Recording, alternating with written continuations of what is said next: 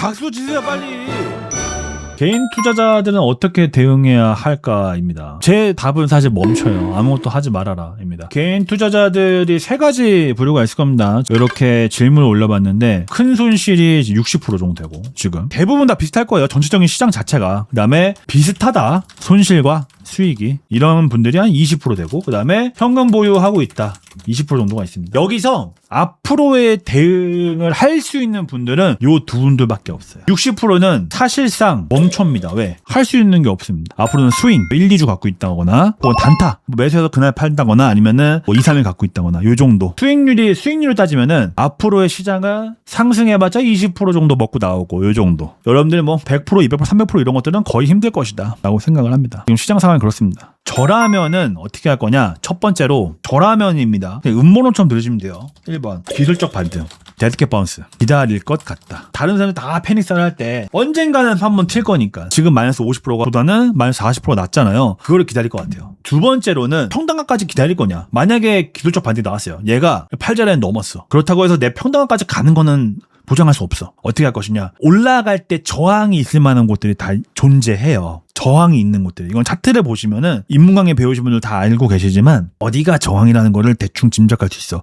그 부분 반등 성공 시 저항 구간에서 분할 손절을 할 것 같아. 비중을 점점 줄이는 거예요. 그러니까 마이너스긴 마이너스인데 그나마 출혈을 좀 아끼는 거죠. 얘가 여기서 여기까지 갈지 안 갈지 모르기 때문에 내 평단가 여기다 치면 그래서 좀 팔고 한 30% 팔고 30% 팔고 올라가면은 이때도 생각하겠죠. 그렇게 할 것 같아요. 저라면. 근데 만약에 뭐 이럴 수도 있겠죠. 30% 팔았어. 내려갔어. 이때부터 본인이 생각해야 될 거예요. 50% 팔건 30% 팔건 몇 프로를 팔았어. 내려갔어. 여기서 다시 올라갈지 내려갈지를 몰라. 본인이 생각해야 돼요. 이거는 굉장히 어려워요. 말이 이렇지 실제로 이렇게 겪어버리면은 내가 이거를 팔아야 될 것인가 말아야 될 것인가에 대해서 하루 종일 고민해도 아마 부족할 거예요. 주식이라고 하는 건 생각하면 되게 단순해요. 저점에서 매수해서 분할 매도를 하면서 갖고 가요. 무슨 말이냐? 매수 1회, 매도 3회라는 말을 제가 2년 넘게 했거든요. 여러분들한테. 주식은 원래 이렇게 해요. 간단하게 해요. 근데 대부분 다 매도보다 매수를 많이 하죠. 물 타고 물리고 해서 매수 5회, 매도 1회, 혹은 2회 이렇게 나가요. 이게 잘못된 거예요. 주식은 이렇게 하셔야 돼요.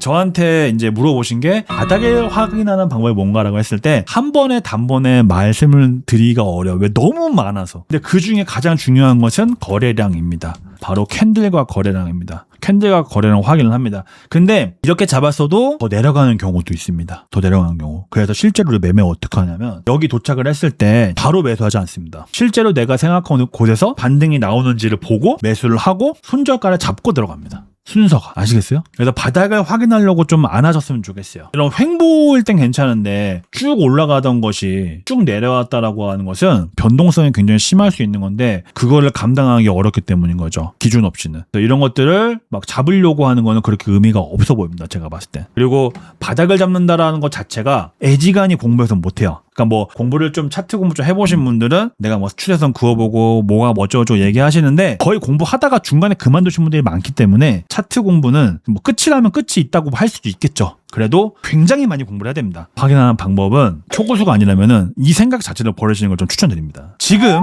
여러분들이 리딩방이라든가 뭔가 다른 걸 매수한다라든가 돈을 빌려서 물타기 이거는 매우 위험한 겁니다. 이 마지막 거 돈 빌려서 물타기 이런 거는 절대 하면 안 됩니다. 지금은 내가 그냥 없다. 그냥 어차피 내가 내 평생 내가 벌 돈에 비하면 그 티끌 같은 돈 뭐 150살을 산다 그러면은 고작 군대 2년 갔다 오는 거는 하나의 점에 불과하다는 거죠. 인생에서. 하지만 군대를 갔을 때 힘든 건 맞습니다. 하지만 전체 인생에서는 점이었어요. 그것처럼 없다 생각하고 본업과 건강에 집중하면서 가족에 집중해야 할 시기가 아닌가라 생각합니다. 고점에 물리셨거나 손실이 크신 분들은 두 가지 방법이 있습니다. 지금 선택해야 될 거 1번 주식을 앞으로 안 한다. 2번 주식을 앞으로도 할 것이다.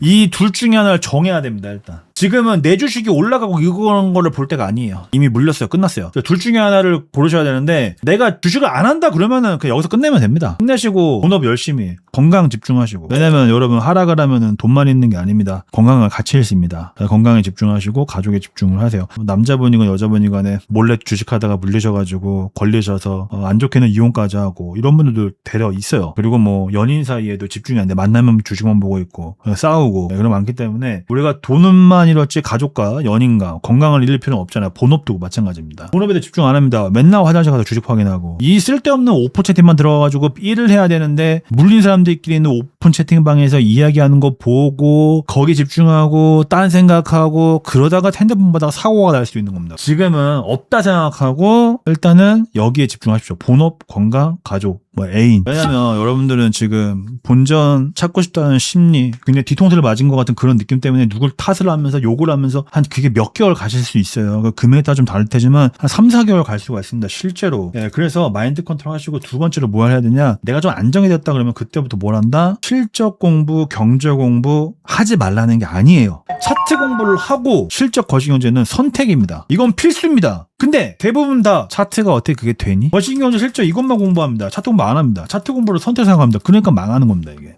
라이브 자주 오세요. 아시겠죠?